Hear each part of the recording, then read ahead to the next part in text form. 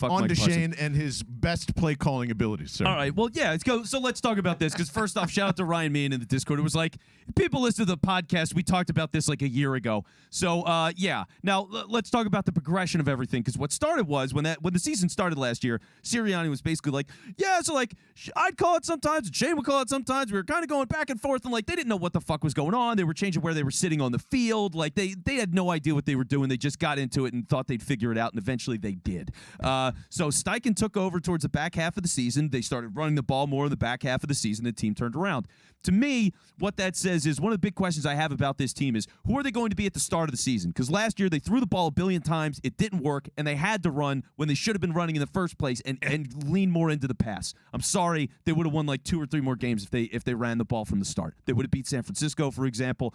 They just would have been better off. But going into this year now, it's okay for Steichen calling the plays and knowing he's the guy and went all in on the run, and that was a successful thing. Well, then, is that how they're going to start this year? I feel better about that. I think it's a better footing to get a feel for the new offense and how it's going to play, especially a game like Detroit. Yeah. So the start of the season, I think, is a lot cleaner. But the biggest thing for me, the biggest sticking point with all of this, it's not about Steichen, and it's not a negative thing about Sirianni either. People are going to take this and go, oh, well, he's the offensive coach, and if he's so brilliant, he should be calling the plays. No, he fucking doesn't have to. Absolutely not. It does not matter, right? If he's setting up the philosophy, he's got to manage a lot of stuff. And I don't think that's what people appreciate, because we've gone through this. Like, me and you personally and Taylor have gone through this with everything that we do. And we are still we talked for an hour today about all these different things, because we got guys like you've heard it from us in drips and drabs throughout, but we got a lot of shit going on. We're just really busy organizing all these different business things on the back end and whatever. It's exhausting. And initially, we were doing everything together, and it was every single thing that happened. We're all talking about that thing. Oh, let's go around the horn. Do we like this thing? Yes, no. Should we change it? Yes, no. And then we would keep going. It took fucking forever. And as much as you want to be involved in everything, you can't do it. You can't run a successful business and be involved in everything all the time. That's why every company, yes, you've got a CEO. They make the final say. Everything keeps moving. But what happened? Everybody runs this department, that department. You're in charge of this. You manage that. Get back to me. So that's what you need. And for Sirianni, because here's what I thought was the most important thing about all of it. It has nothing to do with play calling. It's about game planning, right? Because what is in your playbook? What do you want to emphasize? What are the things you can think you can win with? Sirianni spent a good deal, or at least he emphasized, he loves the game planning aspect. He loves that. He's like, picking these plays to exploit that defense and whatever. I love doing that. So he's doing the shit he wants to do. And we've had those conversations too. It's like, guys, I don't want to fucking touch this thing. I don't want to do that. Can you do it? Yes, great. I'll do this. You do that. Awesome. I'll talk to you when it's done. So for him to be able to figure it out like that in the second year is a maturation thing more than anything. If it gets to a point where he's got a complete mastery of the management and his time is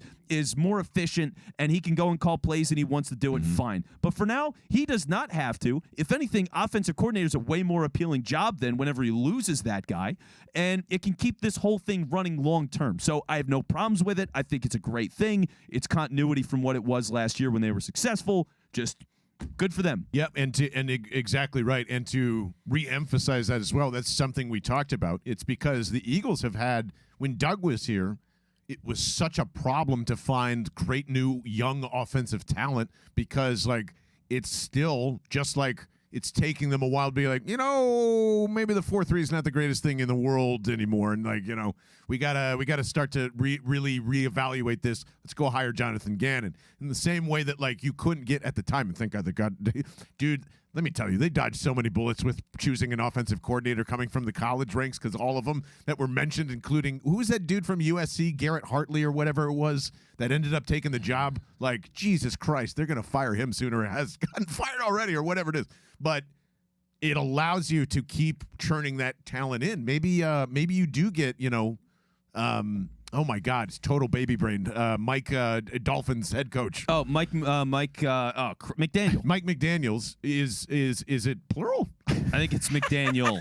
You did the classic Philly guy. There it is. Like Alshon Jeffries. Don't listen to me. I'm just a phone Mike caller. McDaniels. Yeah. But a Mike McDaniel type that you can get before like he makes that next promotion, and like snag him over maybe at 28 years old instead of 30. Hey, come, I'm going to let you be the play caller and do whatever you want. You can get a job that's a lot faster and make that a very much more attractive place. I think we were both in agreement at the time that we said that's exactly why you do it this way. And the old school way does suck.